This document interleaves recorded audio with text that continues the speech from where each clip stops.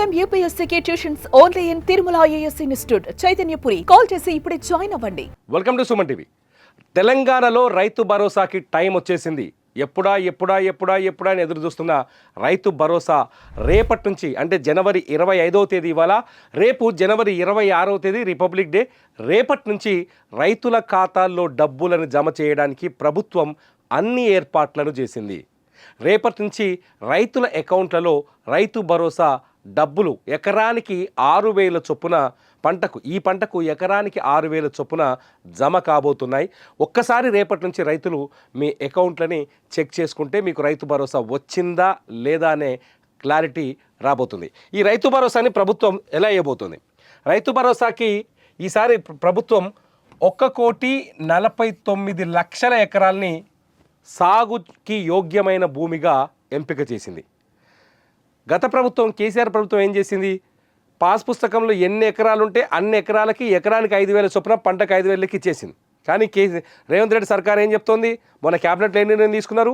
ఎకరానికి 6,000 చొప్పున కేవలం పొలం అంటే పంట పండిస్తున్న భూములకు మాత్రమే రైతు భరోసా అందిస్తామని చెప్పింది. సో ఈ పంట వండే భూములు ఎంతున్నాయంటే 1,49,00,000 ఎకరాలు తెలంగాణ వ్యాప్తంగాని. నిన్న మొన్న గ్రామాల్లో తిరిగిన అగ్రికల్చర్ ఎక్స్టెన్షన్ ఆఫీసర్స్ ఏఈఓలు తిరిగి ఇంతవరకు లెక్క తెలిచారు. మరి సాగుకు యోగ్యంగాని భూమి ఎంతుంది? సాగుకు యోగ్యంగాని భూమి మీద చాలా లెక్కలు ఉన్నాయి. ప్రస్తుతానికైతే అందుతున్న సమాచారం ప్రకారం 10 లక్షల ఎకరాలు ఉందట. సాగుకు యోగ్యంగాని భూమి 10 లక్షల ఎకరాలు ఉందని చెప్తుంది. 10 లక్షల ఎకరాల భూమికి ఇప్పటిదాకా ఈ 10 ఏళ్ళు 10 లక్షల ఎకరాలకి సాగుకు పనికిరాని భూములకి రైతు భరోసా అందింది అనేది ప్రభుత్వ అధికారుల నుంచి విడుదలైన సమాచారం.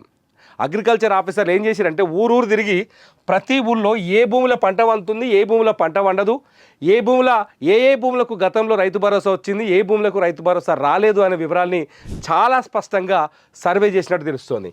ఈ 10 లక్షల ఎకరాల్లో ఏమేమి ఉన్నాయి తెలుసా? 10 లక్షల ఎకరాల్లో రాళ్ళు రప్పలు ఉంటాయి. సరే, మనకు అన్ని ఉన్న పొలం 10 ఎకరాలు ఉంటే 10 ఎకరాలు మొత్తం బారుతుందని, లేకపోతే 10 ఎకరాలు మొత్తం పంట వేస్తామని నమ్మం. రాళ్ళు రప్పలు ఉంటుంది, అది రైతుల భూమి. గుట్టలు ఉంటాయి ఇంత, అది రైతుల భూమి. పోనీ వేసిరేమో అనుకుందాం, అది ఎంతో కొంత రైతులకు ఉపయోగపడ్డది. పోనీ లేకపోతే ఓ పంటకు నీళ్ళు అందుతాయి, ఓ పంటకు నీళ్ళు అందాయి. సో అట్లా కూడా ఒప్పుకోవచ్చు. సరే, ఈ పంట వారలేదు, వచ్చే పంటకు నీళ్ళు అందుతాయి, ఇంత పంట వేసుకున్నారు, సరే ఈసారి పడవ భూమి అనుకోవచ్చు. అట్లాంటి భూములు కాదు. ఈ 10 లక్షల ఎకరాల్లో ఉన్న భూములు ఏమున్నాయో తెలుసా? ఒకటి రియల్ ఎస్టేట్ భూములు. చాలా చోట్ల మీకు ఐడియా ఉంటుంది. మీరు మీ ఊర్లో కావచ్చు, మీ గ్రామీణ ప్రాంతాల్లో కావచ్చు, మీరు అబ్జర్వ్ చేస్తే నిజమే, ఇది అబద్ధం ఏం కాదు. చాలామంది ఏం చేసిరంటే భూములు ప్లాట్లు వేసి ఎవరికో అమ్మిర్రు, లేకపోతే ఫామ్ ల్యాండ్ కింద అమ్మిర్రు. ఆ భూములకు పట్టదారు పాస్ పుస్తకాలు ఉన్నాయో లేదో తెలియదు. భూమి యజమాని దగ్గర పట్టదారు పాస్ పుస్తకాలు ఉంటాయి. అలా వ్యాపారం చేస్తారు, భూమిలో పంట వండియారు. ఆ భూమికి మాత్రం రైతు భరోసా తీసుకున్నారు. ఎవరు? గతంలో 10 ఏళ్ళు ఈ 10 లక్షల ఎకరాలకి ఇట్లాంటి భూములు, రియల్ ఎస్టేట్ చేసిన భూములు కూడా 10 ఏళ్ళు రైతు భరోసా తీసుకున్నారు. ఇక రెండోది పోతే ఓ తారా చూసిన నేను, పెట్రోల్ బంక్ ఉందా? పెట్రోల్ బంకులు పెట్టిన భూములు కూడా అది కన్వర్ట్ కాలేదు, కమర్షియల్ భూములకు రాలేదు, అది పాస్ పుస్తకాలు అట్లే ఉంది, దాన్ని కూడా రైతు బంధు అయింది. ఇంకో లెక్క చూస్తే రోడ్డు ఉంది ఆ భూమిలో, గవర్నమెంట్ రోడ్డు, ఆ ఊరికి ఇచ్చిన రోడ్డు కూడా ఉంది. రోడ్డు కూడా పంచాయతీలు ఉంటాయి ఈ పాస్ పుస్తకాల్లో, ఆ రోడ్లకు కూడా రైతు భరోసా వచ్చింది. మొదటి నుంచి చాలామంది రైతులు తెలంగాణలో కేసీఆర్ తీసుకొచ్చిన రైతు బంధు పైన మంచి అభిమానాన్ని, ఆప్యాయతని, ప్రేమని, ఆనందాన్ని వ్యక్తం చేసిన చాలామంది రైతులు మొదటి నుంచి ఒక విషయం చెప్పుకుంటూ వచ్చారు, పనికిరాని భూములకి ఎందుకే రైతు భరోసా ఇచ్చుడు అని.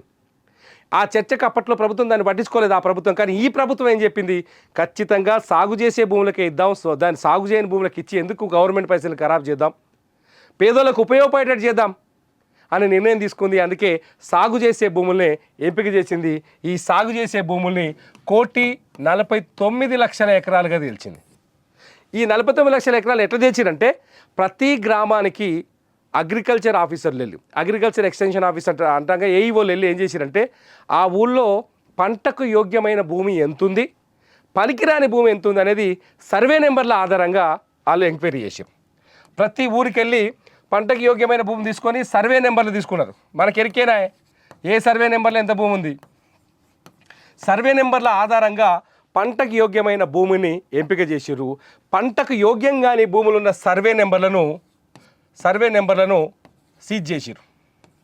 డిజిటల్ బ్లాక్ అంటారు దీన్ని.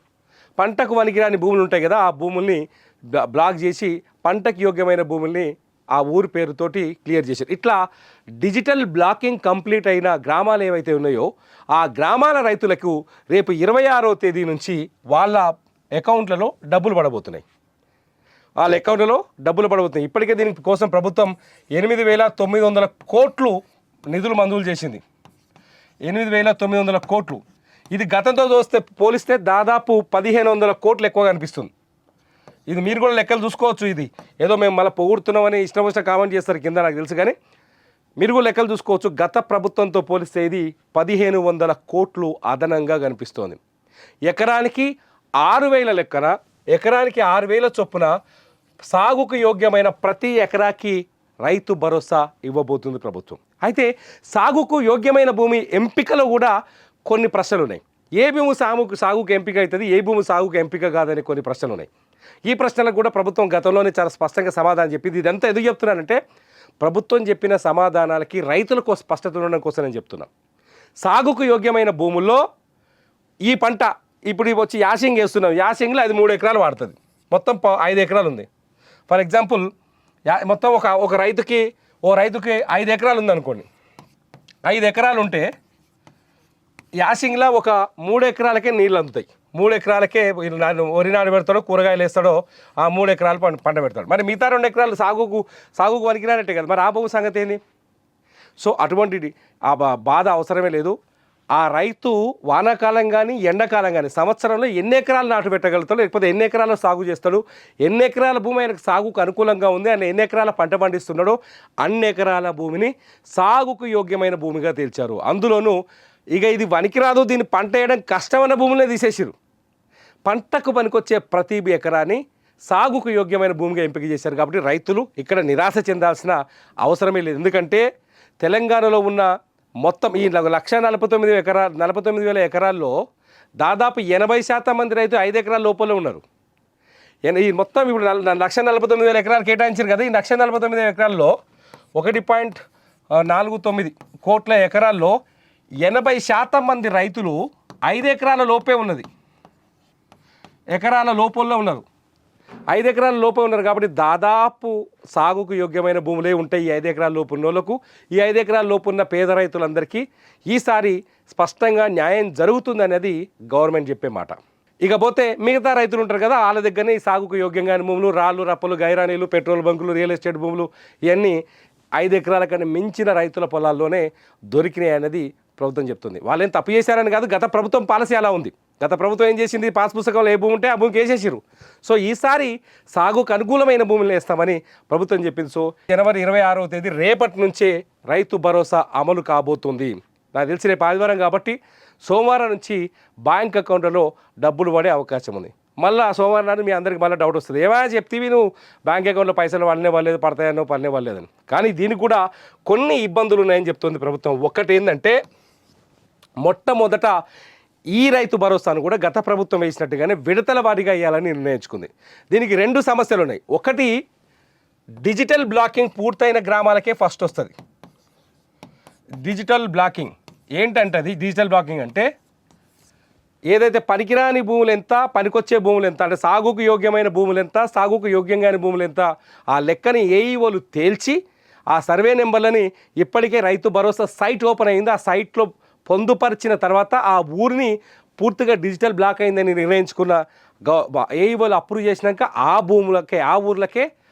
ఊర్లో ఉన్న భూములకే ఫస్ట్ విడత రైతు భరోసా పడే అవకాశం ఉంది. అందులోనూ మొదటి రోజు రేపు 26వ తారీఖు నాడు ఎకరం లోపు ఉన్న వాళ్ళకే ఇస్తారట. ఇది క్లియర్గా గుర్తుపెట్టుకొని, జనవరి 26 తారీఖు నాడు ఎకరం, 1 ఎకరా ఉన్న వాళ్ళకి, 1 ఎకరా అంతకంటే తక్కువ ఉన్న వాళ్ళకి, 1 ఎకరా అంతకంటే తక్కువ ఉన్న వాళ్ళకి 26 తారీఖు నుంచి 26 తారీఖు నుంచి అంటే సోమవారం నుంచి 27 నాడు నుంచి పైసలు పడతాయి. డిజిటల్ బ్లాకింగ్ పూర్తయి అంటే సాగుకు యోగ్యం కాని భూముల లెక్క తేలిన గ్రామాల్లో ఎకరం లోపున్న రైతులకి రేపు 27వ తారీఖు నాడు సోమవారం నాడు బ్యాంకుల పైసలు పడుతున్నాయి. అట్లా ఈ డిజిటల్ బ్లాకింగ్ కావచ్చు, ఇంకా ఇంకో సమస్య కూడా ఉంది. ఈ మధ్యన ఏం చేసింది తెలంగాణ గ్రామీణ బ్యాంకులో, ఇప్పటిదాకా మన గ్రామాల్లో 2 బ్యాంకులు ఉన్నాయి కదా, ఒకటేమో తెలంగాణ గ్రామీణ వికాస్ బ్యాంకు టీజీబీ అంటారు దాన్ని, టీజీబీ, ఇంకోటి ఏపీజీవీబీ ఒకటి ఉంది, ఆంధ్రప్రదేశ్